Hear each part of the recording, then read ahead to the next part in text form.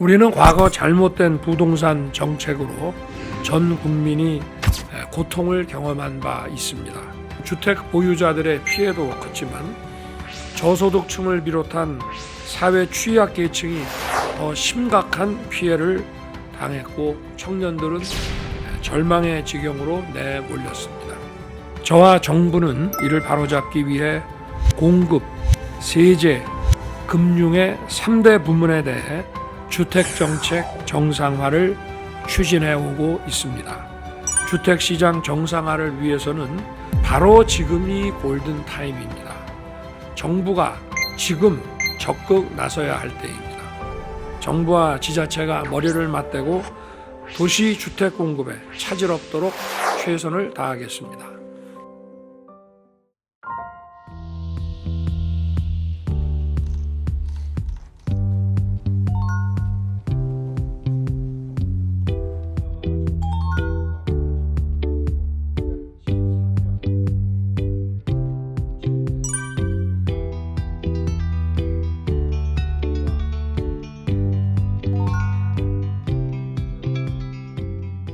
여러분 반갑습니다.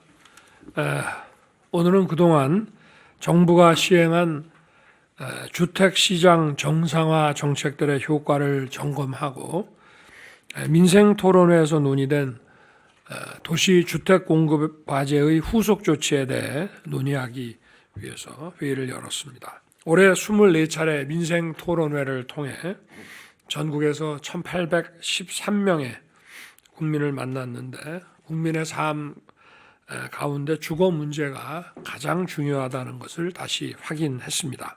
우리는 과거 잘못된 부동산 정책으로 전 국민이 고통을 경험한 바 있습니다. 지난 정부 주택가격 상승 원인을 투기 문제로만 보고 징벌적 보유세 등 수요 억제에만 집중했었습니다. 그 결과 공급 부족으로 세계적인 저금리 상황 속에서 주택 가격이 폭등했습니다. 게다가 과도하게 높은 보유세는 보통 1가구 1주택에도 엄청난 고통을 주었습니다. 또한 지난 정부는 5년간 공동주택 공시가격을 총 63%나 올렸습니다.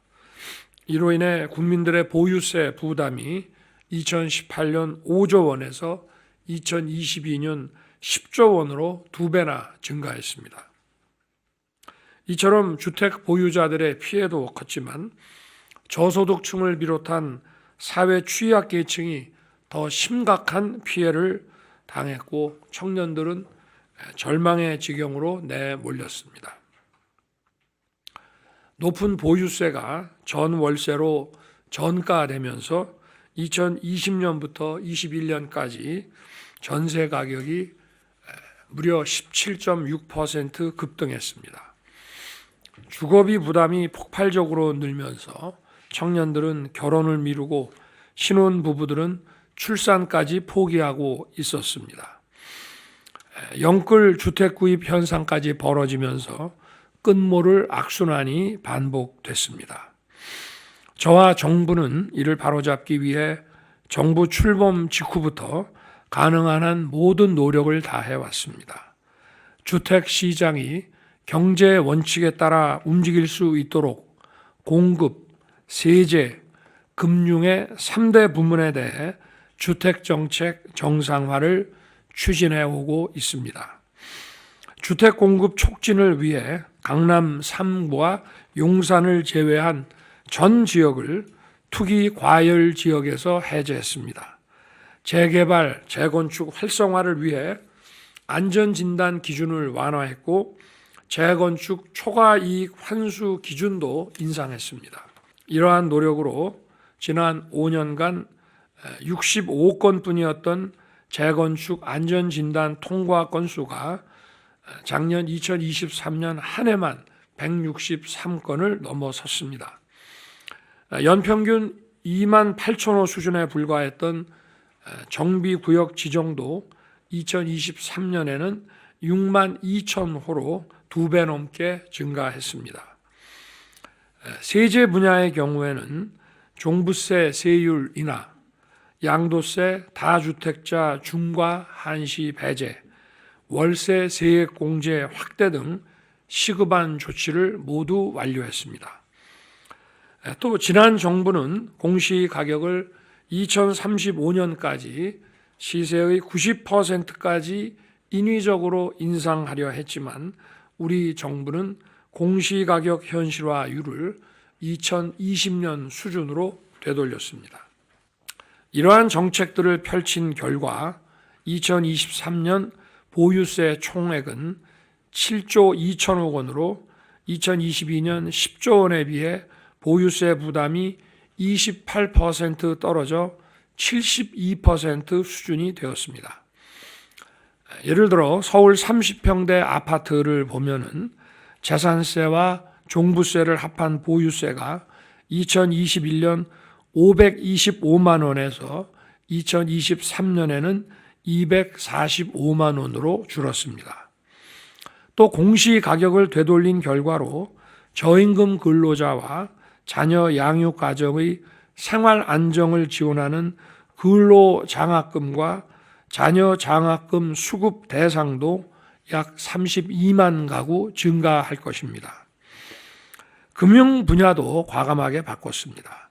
무조건적인 대출 규제에서 벗어나 청년 주택 드림 청약 통장 및 대출, 신생아 특례 대출 등 청년층과 신혼부부에 대한 금융 지원을 확대했습니다. 이를 통해 2024년 1분기에 24만 명의 청년이 이자 및 세제 혜택이 제공되는 청약 통장에 가입했고 신혼부부와 신생아 가구에게 2조 2천억 규모의 저렴한 대출 혜택을 제공했습니다. 이처럼 노력을 계속한 결과로 우리 정부 출범 이후 주택시장은 꾸준히 안정되어 가고 있습니다. 2017년 5월부터 2022년 4월까지 서울 아파트 가격이 99.6% 올랐습니다. 거의 100% 오른 것입니다. 그러나 우리 정부 출범 이후 현재까지는 14.1% 하락하면서 안정을 되찾아가고 있습니다. 주택 구입을 위한 부담의 정도를 짐작할 수 있는 연소득 대비 주택가격 배수 역시 서울의 경우 2021년 13.4에서 2023년 10.7로 20% 낮아졌습니다. 그렇지만 정부의 노력에도 불구하고 고금리와 공사비 인상 등으로 최근 주택 공급 여건이 녹록지 않은 상황입니다. 주택 공급은 건설기간 등 시차가 존재하는 만큼 주택시장 정상화를 위해서는 바로 지금이 골든타임입니다. 잘못된 주택 규제를 완전히 걷어내고 주택 공급이 최대한 활성화되도록 정부가 지금 적극 나서야 할 때입니다. 국민이 원하는 곳에 국민이 바라는 주택을 빠른 속도로 공급해야 합니다. 우선 도시 내 주택 공급의 핵심인 재개발, 재건축의 속도를 확 높이겠습니다. 이미 재개발 노후도 요건 완화를 위한 시행령 개정은 완료했습니다. 노후 계획 도시의 경우 작년 12월 특별법 통과로 안전진단이 면제됐고 미래도시지원센터도 1기 신도시 5곳에 모두 설립하여 주민들에게 서비스를 제공하고 있습니다. 지자체별로 올해 말까지 선도지구를 지정해서 앞으로 더 신속하게 사업을 진행하겠습니다. 일반 재개발, 재건축에 대해서도 공사비 갈등을 신속하게 해결할 수 있도록 표준 계약서를 활용하고 현장에 전문가를 파견하여 갈등을 신속하게 조정하겠습니다.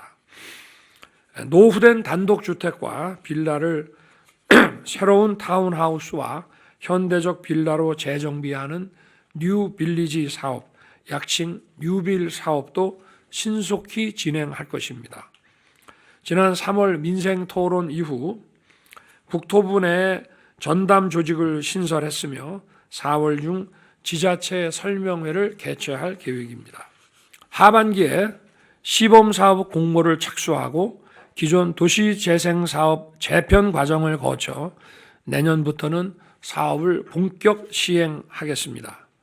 재개발 재건축과 뉴빌 사업은 정부 부처 내의 칸막이뿐만 아니라 지자체와의 벽도 홈으로 협업하는 것이 매우 중요합니다.